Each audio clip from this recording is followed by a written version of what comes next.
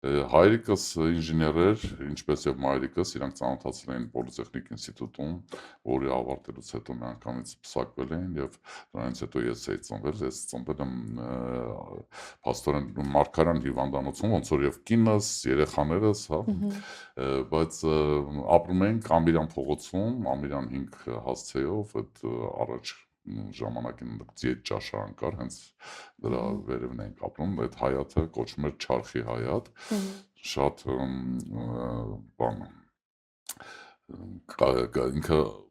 այն ժամանակվա բախտով, ասենք շատ կարևոր հայաթներից էր, դե երեխաների համար շատ հետաքրքիր էր, էլի, ասենք որ մեր հայաթը ուժեղ հայաթ է, ասենք ճանաչված մարդիկ, բան, ասենք դե փողոցային կյանքը շատ ուրիշ ձև էր իհարկե։ Հա, հետաքրքիր էր շատ։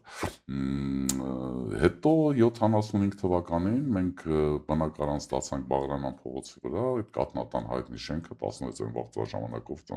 ամենաբարձրահարկ գեղեցիկ շենքերից էր, տեղափոխվեցինք այնտեղ եւ արդեն այնտեղ ես մինչեւ դպրոցի ավարտը ապրեցի, այդ մեր հայաթներն էր Այգեծորի հայաթը, Պուշկինսկի սադը, էլի հետաքրքիր միջավայր էր,